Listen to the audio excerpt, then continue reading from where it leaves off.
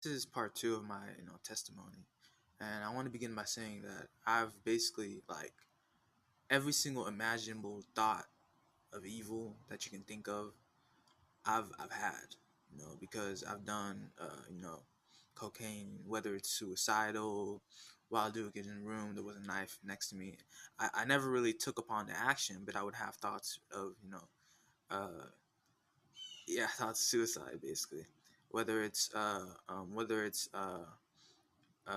incestual, like incest, sometimes thoughts of my mother, of doing things to my mother, which is not right, because I used to watch porn, incest porn, and that led me to have just crazy thoughts like that. So every single imaginable thought of evil I've taken, even thoughts of shitting on people. It's not really funny, but and pissing on people, things like that, like the randomest, most evil thoughts I've had. And I asked, so that's what I want to begin by saying. So I'm nowhere by means perfect. I'm working on my thoughts. I'm working on planting, good seeds, good thoughts, and I don't do the same things that I did anymore. So I just have the like the remainder of the sickness that I used to have from doing cocaine. So basically, back to where I was in the story. I was basically at the part where I was at. I was at. There we go again. I thought I was uh, at the mental hospital, and when I left, so I was also good. I would go to nature, and nature's where I found calm and peace and things like that. And when like when I left the mental hospital, I got into cocaine again, and with him. But I met I told you I met that chick from Hollywood, and I told her because I realized cocaine is from Cain. It's from Cain's kingdom, so it messes up with your mind and things like that.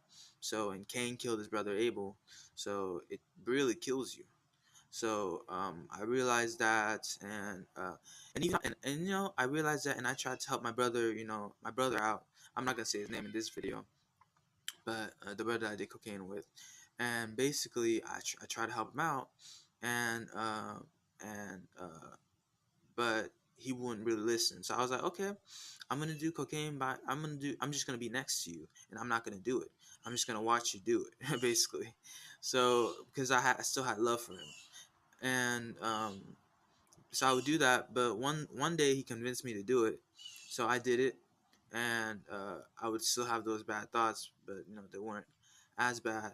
But at a certain point, there was especially one day where we did it, and I went back home, and like I was driving back home, and my car started beeping, and I promise to God, I swear 100%, I thought my car was gonna blow up. This is what like I I came to this, like I promise you, I literally thought my car was gonna blow up. So I parked my car, and I stepped out, and I started walking. I started walking around one of the neighborhoods, and I saw a cat. I saw a dirty cat. I just went through a thing where like I could see the past, and I could see how certain things happen. For example, when I kissed, that girl from Hollywood, I saw this image of kind of like gross, and I saw other things. I even saw like an alien ship. Like I promised you, to God, I saw an alien ship, and I kept on walking, and at a certain point, I had to choose between shoes. I had to choose between shoes and God. So guess what I chose? I chose shoes. So and so I kept on walking, and then I kept on walking, kept on walking, and then at a certain point, like everything was my enemy. Like the grass in my mind, the grass, the everything. So I went to a dark place, and in that dark place, I'm telling you, I saw everything, every single evil that is done in this planet.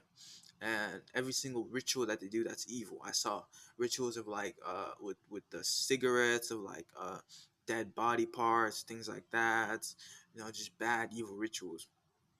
And so I came back, and I warned my brother. I was like, nah, man, like you're not supposed to smoke like spark, like you're not supposed to spark, like you're sparking something bad like with that cigarette. I told him that, and he wouldn't really listen. So he wouldn't really listen. So I ended up just being quiet, being silent, you know, closing my mouth, and just letting the creator, just control the situation. So when he controlled the situation, I was able to leave, and I left. My car was still at that same place. I left and I walked all the way back home. It was several miles. I didn't walk all the way back home, but it was from Fort Worth to Euless, but I walked like halfway there. So I couldn't walk all the way. It was just too long. So I called my mom when I reached a gas station, and she came and she picked me up. So she was wondering when the car was, and I was like, for the first day, I didn't really. I said, "Oh, I lost it" or something like that, or I can't get it back. So the second day, I realized that maybe I could get it back. So we went to the same place where I left it at, and it turns out it was towed. But it was towed from this company. We got it from the tow company. Now the car is back here, but I don't drive it because I still think it's I don't drive it. I don't drive anymore. So basically, so I came back home. So now I don't have a car, so I'm not connected anymore to that cocaine thing. So I basically had to disconnect myself from this like crazy society. So basically, the next thing that happened was I went to nature. It was calm, everything was good, and I just spent days like that.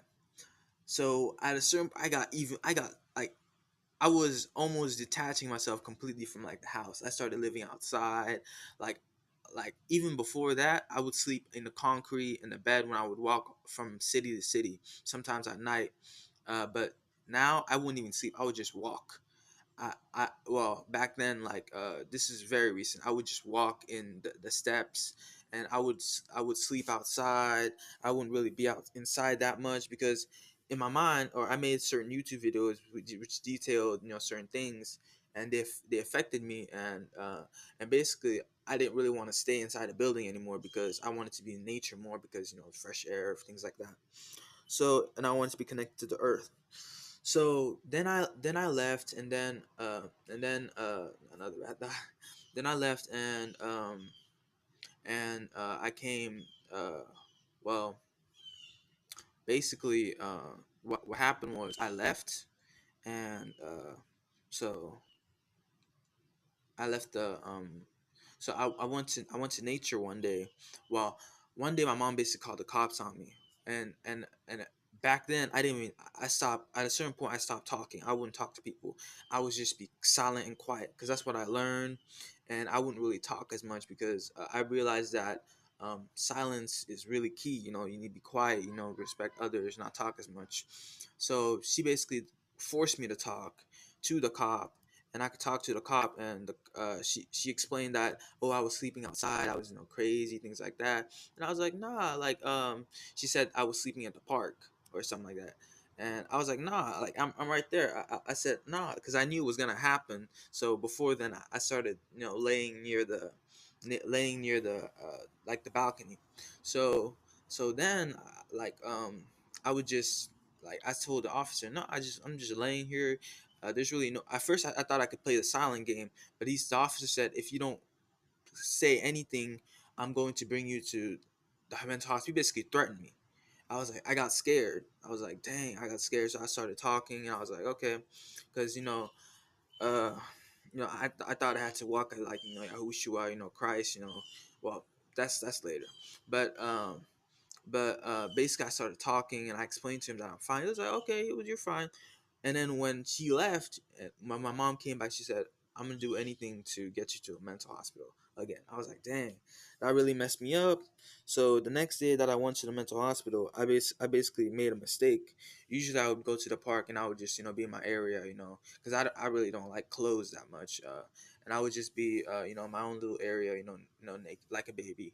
So basically I got caught, well, because I left my clothes somewhere and I ran to get it and I got caught because my mind, I was just messed. My mom messed me up by what she did, but I forgive her for doing that.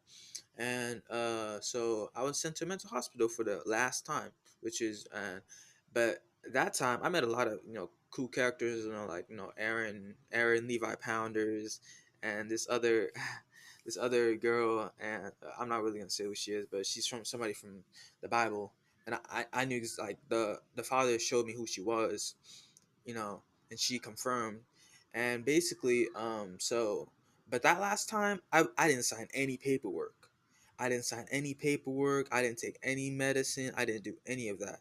That was really the last time that I went there, and they realized that I was fine. I just made a mistake. So that was my premise, and my premise was that Yahushua Christ died for our sins, so we're forgiven for everything that we've done. So since that, I was able to leave through that. I was able to leave like through Christ, and I was able to leave by faith. Faith was really my medicine that got me out of there. But my main medicine, my main in my mind, I thought, hey, I need to get to water. Like that's what I would tell him, that what's going to be your coping skill when you get out. Oh, it's just water, taking showers. But in my mind, I was thinking, hey, I need to get out of here. I need to get to the ocean because if I'm at a new beach, I can swim. It won't be against the law because I really don't like clothes. Like I'm a very nature guy. And basically so that happened. So now I'm just waiting to really go to Hawaii, and it's just going day by day, learning things. There's some days where my mind is super clean, some days where my mind I got the high as those, but it's a current it's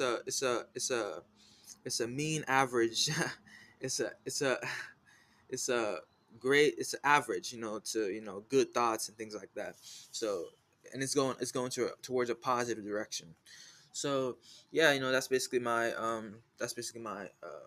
my testimony from here to on out. So yeah, have a good day, and I love you. Love varies infinitely in kind directions.